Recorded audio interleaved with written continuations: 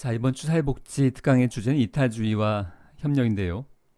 우리가 앞선 시간에 동물들 그리고 어린 아이들에 대한 내용을 봤는데 그것을 먼저 초점을 둔 이유는 앞에서도 설명을 했습니다만 이것이 사회복지 교육을 받아서 이타주의적 행동을 하는 것이 사회복지 교육을 받아서 또는 종교적이거나 철학적인 어떤 결단을 통해서 형이상학적으로 하는 것이 아니라 유전자에 각인되어 있는 집단 생활을 하는 종들의 기본적인 특성 중에 하나라고 생각을 하는 건데요.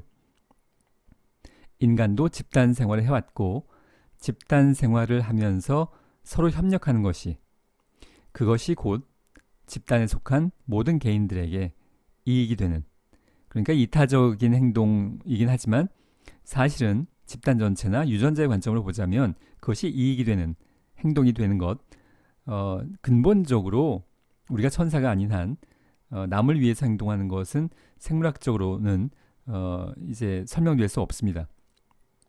그런데 키워드는 뭐냐면 집단 생활을 한다는 거예요. 집단 생활하는 종들의 대부분은 협력행위 그리고 이타주의, 헌신적인 행동을 발달시켜 온 이유가 그것이 유전자적인 관점에서 이익이 되기 때문에, 그리고 그것이 개인에게도 집단에게도 이익이 되기 때문에, 그래서 그 이타적인 행동을 발달시켜 온 것인데, 그것이 인간만이 그러는 것이 아니라 집단 생활을 하는 모든 종, 동물들의 경우에도 그랬고요. 미어캣들, 이제 황제 펭귄들, 그리고 아직 교육받기 전인, 사회화의 영향을 받기 전인 어린 아이들의 경우에도 그것이 유전자에 의해서 각인되어 있는 본성으로서의 그 이타적인 또는 공감하는 그런 행동을 보이는 것에 대해서 봤는데요. 사실 성인들의 경우에도 얼마든지 찾을 수 있겠습니다만 간략하게 이번 시간 몇 가지만 보려고 합니다. 이 정도의 뉴스, 그러니까 이 상황이 지금 버스가 교통사고 나서 밑에 사람이 깔린 이런 상황이었는데, 그 사람을 구조하기 위해서 이미 구조한 상황인 것 같고요.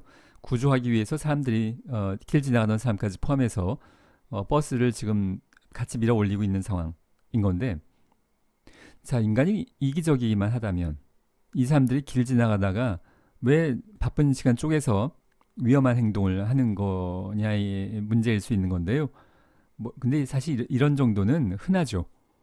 뉴스를 잘 찾아보면 이런 정도의 뉴스는 그렇게 드물지 않게, 그리고 뉴스화 되지 않은 상황들도 있겠고요.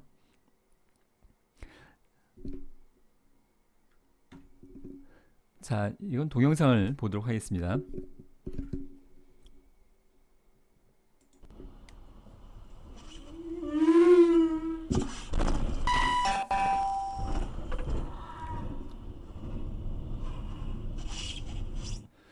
이건 지금 무슨 상황이냐면 운전 블랙박스에 찍힌 화면인데요. 동영상인데, 이분이 지병이 있어서 이제 운전이 지금 안 된 상황인 겁니다. 혼수 상태에 빠져서. 그래서 이 차가 운전대가 지금 조작이 안 된 상황이어서 이 차가 이렇게 가드레일을 받으면서 천천히 제대로 운전 못하면서 가드레일 받으면서 지금 지나가고 있는 상황인 거예요. 그게 이제 블랙박스에 찍힌 장면 인 상황입니다.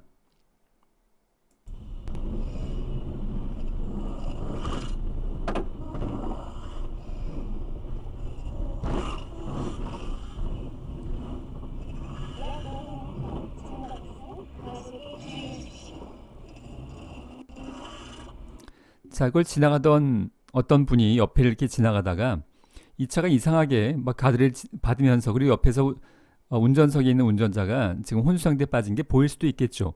창문이 이렇게 썬팅이 강하지 않다면. 그래서 이 상황을 보면서 이 사람이 그냥 지나가지 않고 본인의 차로 막아 세운 후, 이걸 지금 세워야 되는데 운전자가 운전이 안 된 상황이니까 이분이 자기 차로 가로막아서 이걸 세운 상황인 건데요.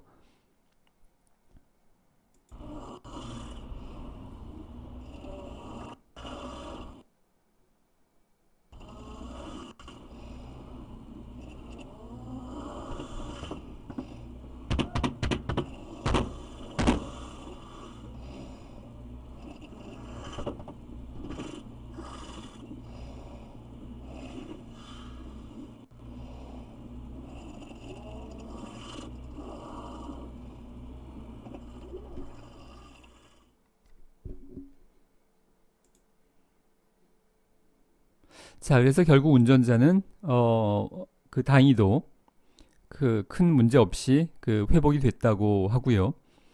우리의 관심사는 물론 여기서 지금 이분입니다. 클릭을 할 때마다 이게 그 윈도우 브러쉬가 자꾸 걸리네. 우리 이분의 행동이에요. 우리의 관심사는 이분이 왜 이런 행동을 하느냐는 거고요.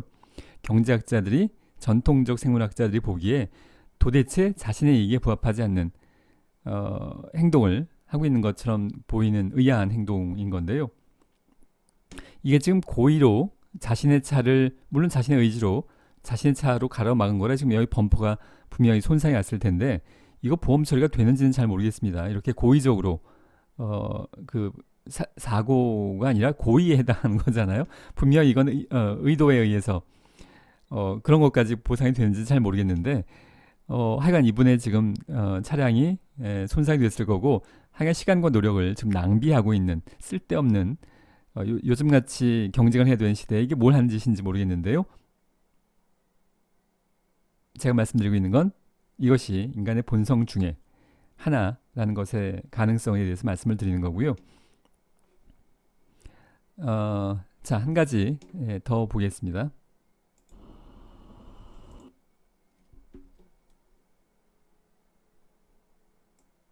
부산 태종대 앞바다.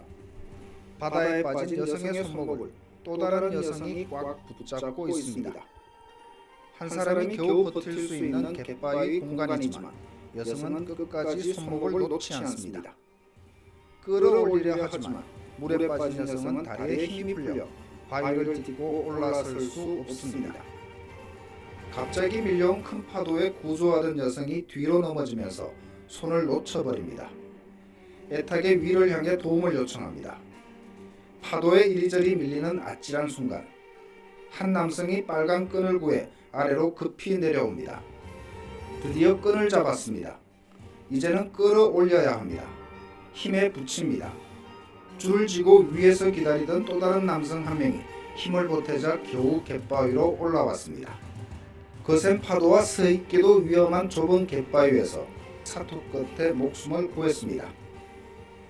물에 빠진 20대 여성은 타박상 외에는 큰 상처가 없었습니다. 구급대원은 구조에 참여한 사람들 모두 구조가 끝난 뒤 호련히 현장을 떠났다고 밝혔습니다. 특히 여성의 손목을 놓지 않고 버틴 여성은 호주 관광객이었습니다. 할머니 호주분이라서 이게 한국말이 전혀 안 되셔가지고요. 부모차까지 따라오셔서 보고 인사하고 이렇게 가시더라고요. 그냥 바이 영어로. 남성 2명 가운데 1명은 신고자라서 인적사항이 남았습니다. 하지만 취재기자의 인터뷰 요청에 당연히 할 일이라며 거절했습니다. 네. 아이고 뭘 인터뷰를 합니까? 뭐 하지 않았어요. 뭘 인터뷰 내리는 일로 인터뷰를 합니까? 구조에 참여한 나머지 1명의 남성 신원은 알 수 없지만 이들의 이름은 모두 영웅이었습니다. 자, 여기까지 볼 텐데요. 자, 역시 뭐 제가 계속 말씀을 드리는 이런 사람들이 왜 자기 손해 나는 그리고 본인도 위험할 수 있는 상황에 이런 행동을 하느냐인 건데요. 앞에서도 얘기를 한 것 같은데 이런 분들에 대해서 이제 좀 더 심층적인 인터뷰를 한 내용들을 보면 그러니까 왜 이런 행동을 했느냐에 대해서 질문을 하게 되겠죠. 언론이든 뭐 그 실적 연구자이든 근본적으로 나도 뭐 잘 모르겠다 이런 대답을 많이 합니다. 생각을 해보고 곰곰이 생각을 해보니까 이거 그 텔레비전도 나올 수 있고 인터뷰도 할 수 있고 그러면 표창장도 받을 것 같고 무슨 뭐 의인상 이런 건 받을 것 같고 이게 나중에 내 스펙도 될 거니까 취업하는 데 도움이 될 거고 뭐 보상금도 받을지도 모르겠고 이런 거 하나하나 꼼꼼히 생각해보고 돕자 이런 경우는 별로 없는 것 같습니다. 물론 그 영향도 있을 수 있겠죠. 뭐 인간의 심리의 내면을 정확하게 이제 단순하게 파악할 수는 없는 거기 때문에 그럴 가능성도 분명히 있겠지만 많은 경우에 거의 본능에 가깝게 즉각적으로 생각하고 행동하는 게 아니라 일단 행동하고 나서 내가 왜 이랬지? 생각해보니까 좀 위험한 것 같은데 이런 경우가 훨씬 더 많다고 연구되어지고 있습니다. 우리의 본능에 각인되어져 있는 그러니까 지금 우리가 우리 21세기의 사회는 굉장히 안전해져서 길 지나가다가 사자를 만나거나 그렇지 않아요.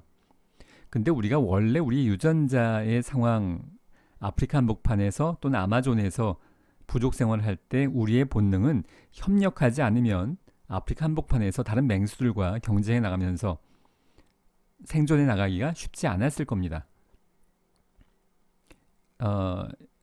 그 본능이 우리의 유전자에 여전히 각인돼 있고 그 유전자가 곤경에 빠진 사람을 볼 때 행동해라 라고 우리에게 이제 그 행동을 옮길 수 있는 원동력이 되는 기제라고 할 수 있겠습니다.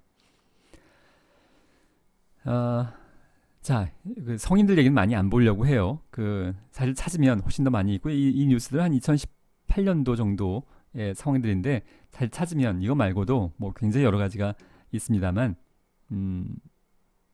이번 시간의 내용은 여기까지 진행을 하도록 하겠습니다.